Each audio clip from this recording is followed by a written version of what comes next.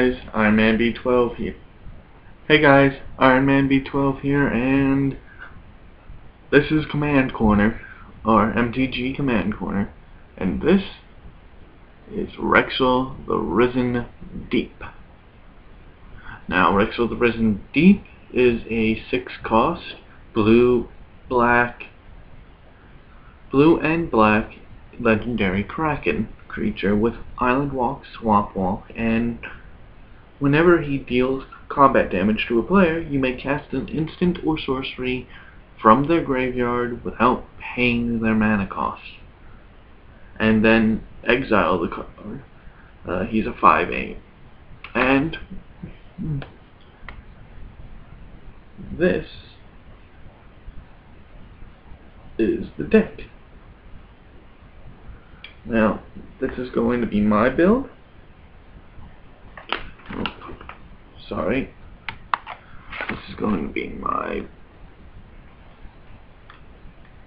my build. And for lands, we got islands and we got swamps. That's very basic. And then for non-basics, Reliquary Tower,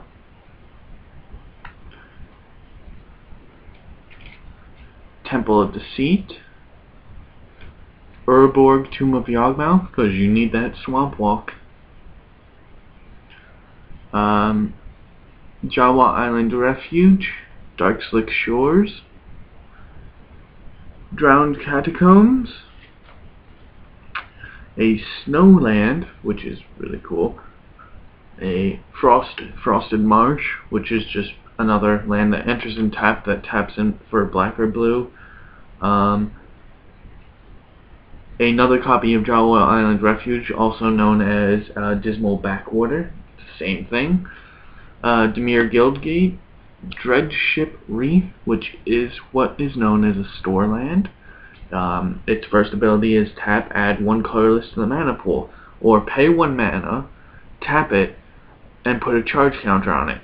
Then pay 1 mana, remove X storage counters, and then get X mana to your mana pool with in combination of any black and or blue, a Watery Grave, and of course a Dimir Aqueduct.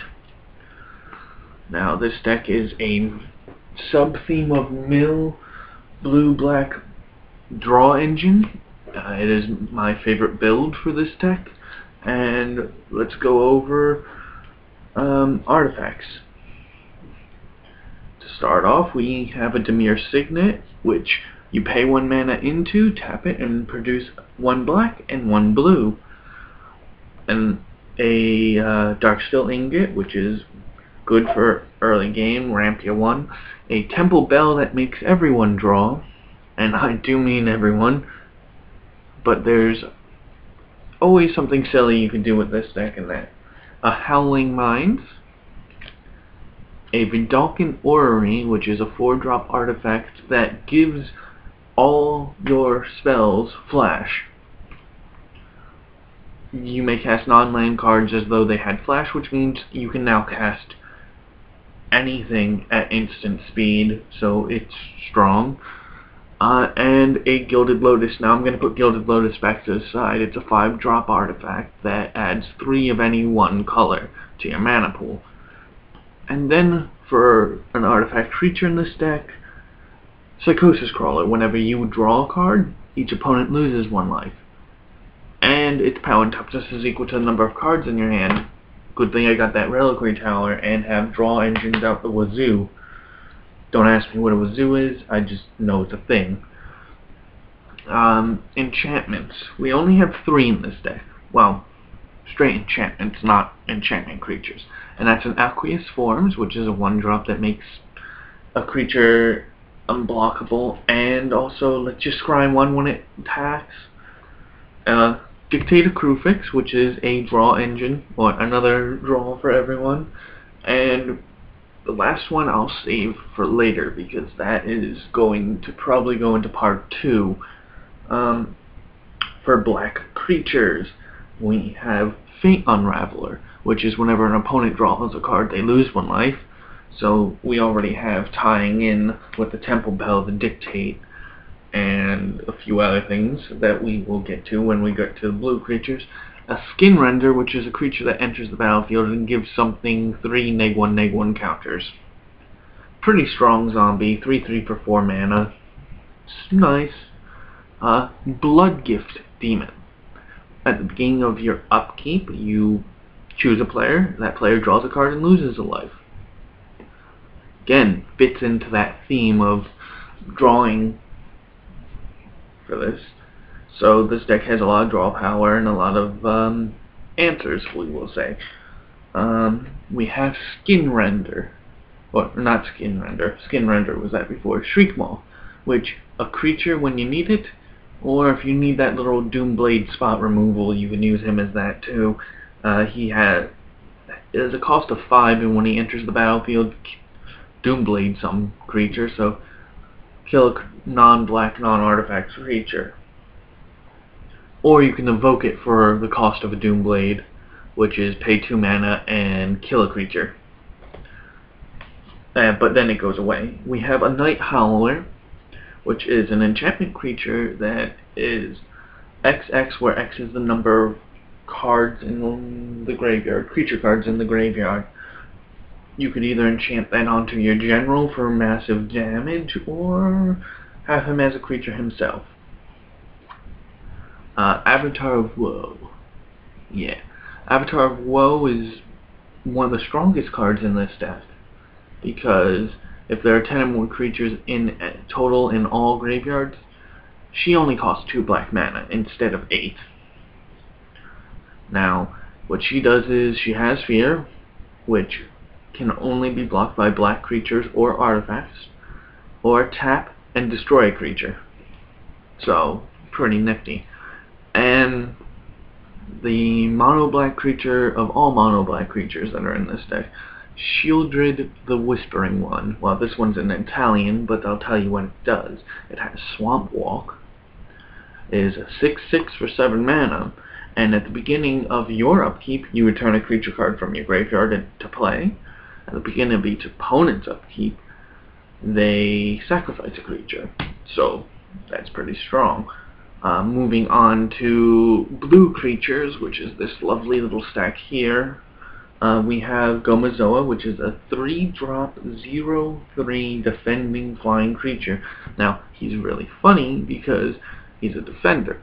But what happens is, you can declare him as a blocker, tap him, and shuffle both him and the creature it's blocking into the player's deck.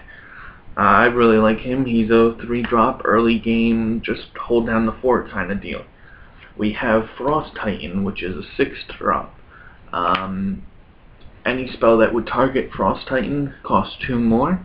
Well, that's under an opponent's control, spell or ability. And when it enters the battlefield or attacks, you get to tap down a permanent, and that permanent gets frozen for a turn. So pretty strong. Now, since this deck is Dimir, and we have a pretty good amount of instants and sorceries, we have Talrand the Sky Summoner, also known as Talrad in my playgroup. He's a Merfolk Wizard, a legendary creature, so building a mono blue deck off of him might be fun, just saying. Whenever you cast an instant or sorcery, you get a Drake. You get a birdie bird. Well, a 2/2 flying Drake. We have a Memnotic Wall, fitting with the fact that we have a lot of instants and sorceries. When it enters the battlefield, get an instant or sorcery from your graveyard back to your hand. So I say it's pretty good. Another legendary creature we have in this deck is Thermocrates. He's just a big late game, or, well, depending on how you get set up, early game bomb. He is an 8/8 for 7 mana that can't be blocked unless all creatures defending player owns on the battlefield are blocking it. And it has hexproof unless it's attacking or blocking. So he's just a big beefy kraken to go along with wrexail there. We also have another legendary creature called Tomorrow, a zombie's familiar. Whenever you would draw a card, you look at the top 3 cards of your library, you pick one, put that into your hand, and put the rest on the bottom in any order. So really, searching through your deck, digging. It's very useful card. Jace's Archivist, which is Windfall on the stick. If anyone knows what Windfall is, you get a cookie. He is a 3-drop 2/2, the Dalkin Wizard, that you can pay 1 mana, tap him, and each player discards their hand, and all players draw the greatest number of whoever pitched the greatest number of cards. They get to draw that many. So a 5, a 6, and a 7, if 3 people discard their hands, and the highest number is 7, so everyone draws 7 cards. Arcanomancer, which is the same thing as our little mnemonic wall, but 1/2, and for 1 less mana. Now for spot removal, we have permanent removal known as Phyrexian Ingester. When he enters the battlefield, and look at that shine, when he enters the battlefield, you exile a creature on the battlefield, non-token, and it gets +X+Y, where X is the creature's power and Y is the creature's toughness. It's a 3/3 for 7 mana, so that's a little but you see that big old Eldrazi and go, whoop, go away. We have the Sphinx of Athun, also known as Factor Fiction Sphinx. When it enters the battlefield, you choose a player, and you reveal the top 5 cards of your library to chosen player, and then they split them up into 2 piles. You look at the piles and decide which pile you want to keep, which pile you want to throw out or discard. We have our little 2-drop draw engine, Little Kami of the Crescent Moon, another lovely Kamigawa creature who is one of 2 legendary Kamigawa creatures in this deck that just as at the beginning of each player's draw step, that player draws an additional card. So he's a little draw engine. We have, for lack of a better term, we have Stormtide Leviathan, more affectionately known as Mr. Fishy Fish. He's an 8/8 for, 8 mana that has Island Walk, turns everything into islands and additional, and also makes it so creatures without flying or Island Walk cannot attack. Ain't that something special? Then we have, no, you're not gonna, a Battlefield Thrun Mage.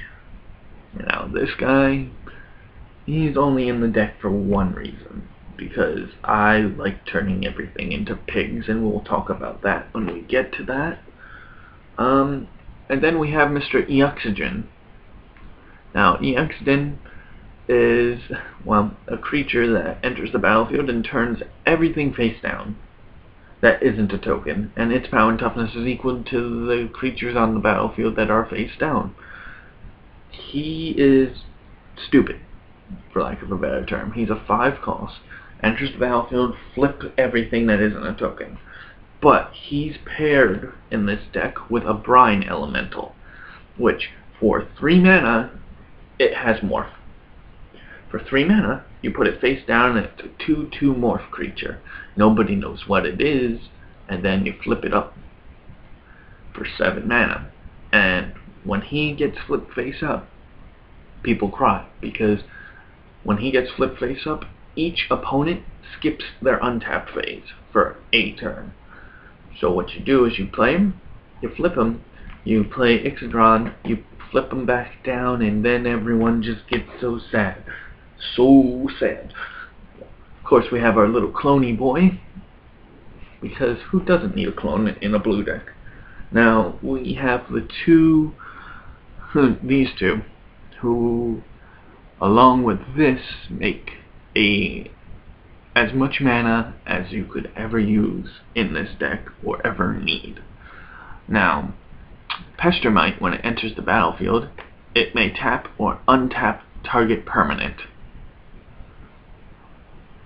Now, I don't know how many of you know a Deadeye Navigator,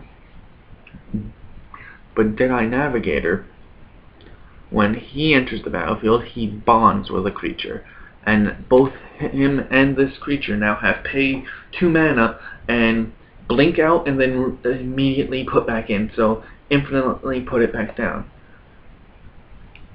Pay 3 mana, play this, untap, pay 3 mana, use 2 to blink it, repeat process until satisfied. It is known as an infinite mana combo. So, chicken combo. I don't know why I said chicken combo, but infinite mana combo. Useful, nonetheless. Moving on to the combo colors. Or, you know what? The one planeswalker in the deck is affectionately known as Baby Jace, also known as Jace Bellerand. His +2, that's right, he has a +2, is each player draws a card. His -1 is target player draws a card. And his -10, which not a lot of people let me get off, is target player puts the top 20 cards of his or her library into the graveyard. Now, that's a bit dick. I used to actually have Ashiok in this deck, but I didn't like not being able to use things. Now, for black and blue creatures, we have quite a selection. We have Nemesis of Reason. When this creature attacks, defending player mills the top 10 cards of their library. We have Consuming Apparition. Whenever you cast a spell, each opponent mills until they hit a land, and its power and toughness is equal to the number of cards in my opponent's graveyard. So that's just peachy keen for me.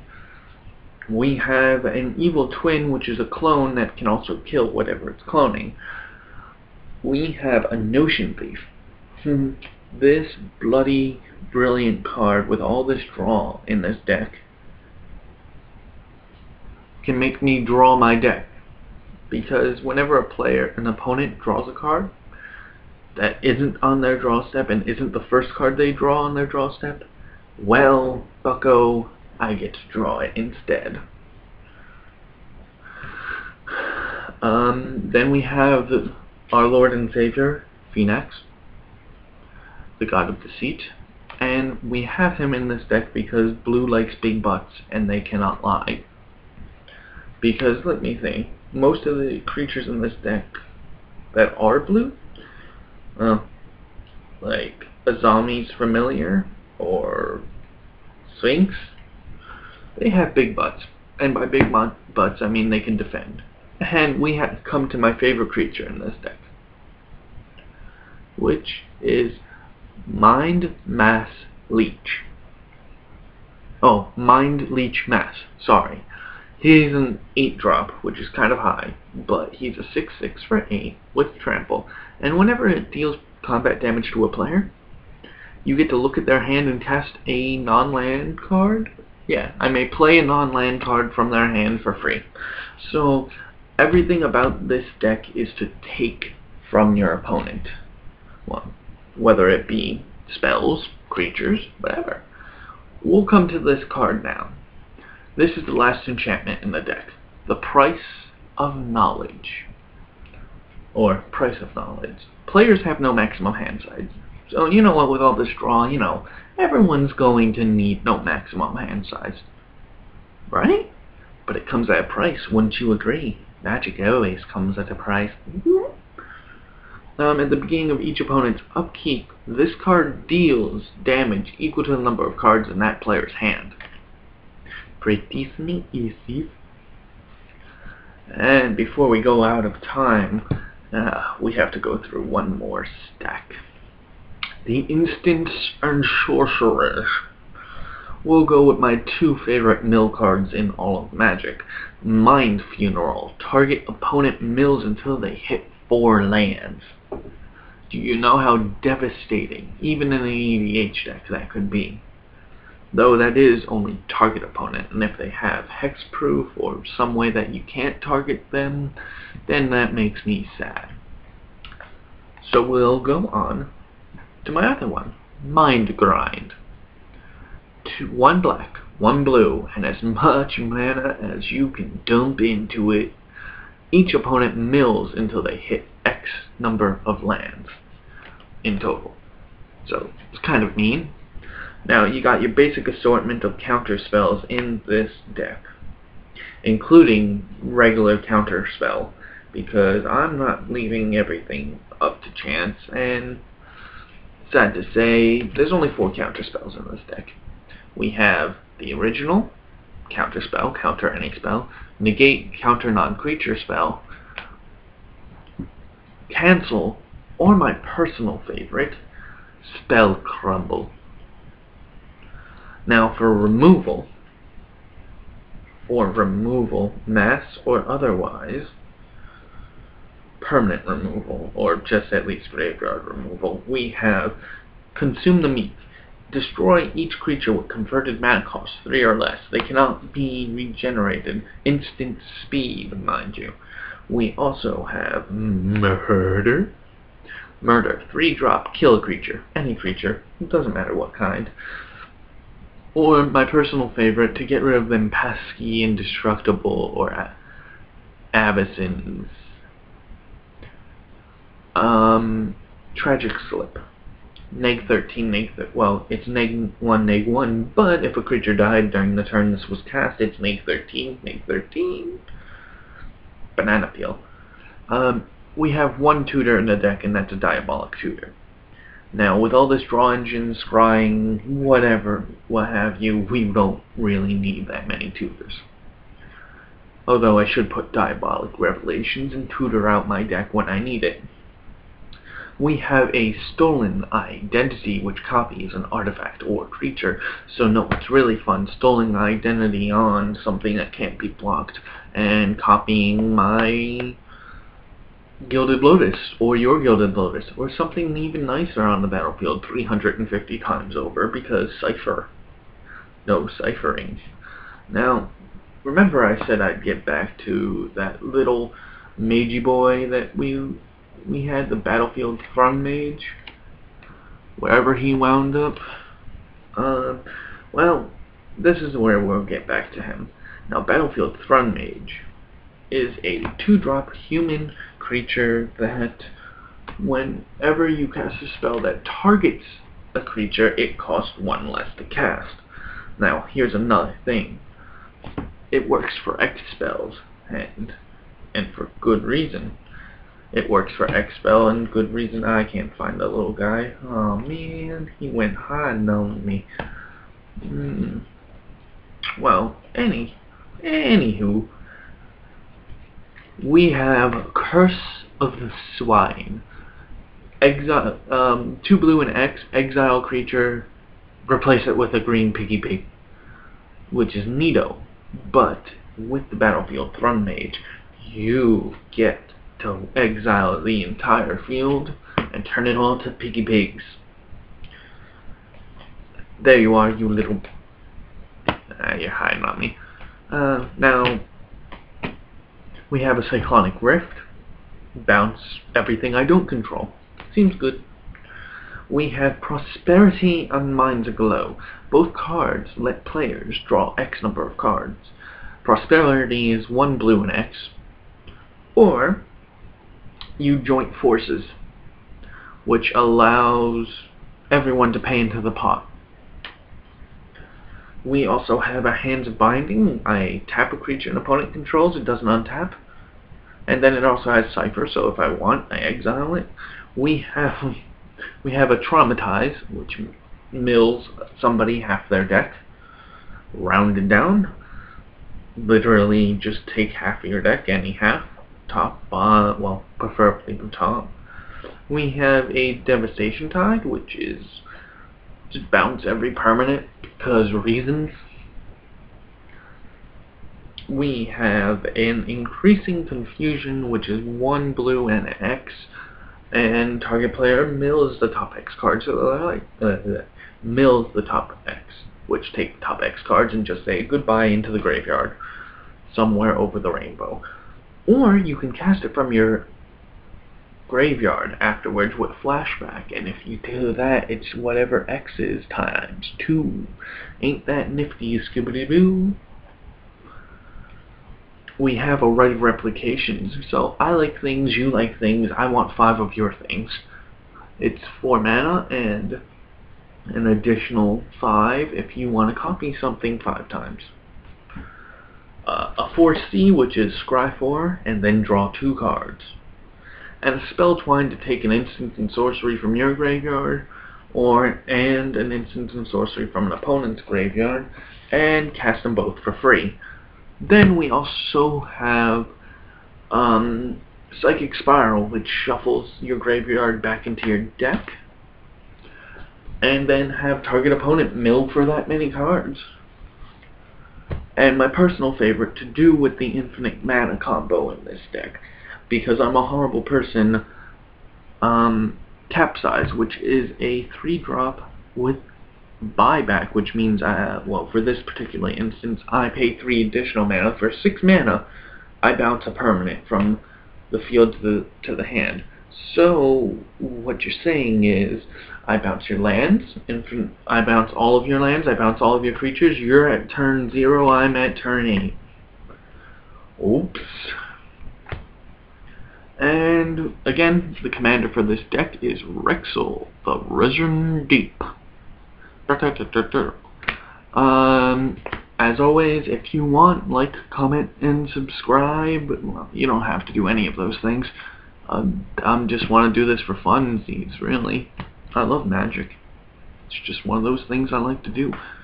And we'll do, well, if you do subscribe, or if you do comment, we have several creatures, EDH decks we could choose from. All of these. Well, and a few more, but I don't know where the generals are. Oh, wait, yes I do. They're in here. But, again, I'm Iron Man B12, Robbie, whatever you want to call me, just call me, baby. And next video, we'll do a vote. Mono red, mono green, goblins, big beastie boys, or Bosch the Iron Golem. And see you guys later. Have a good one.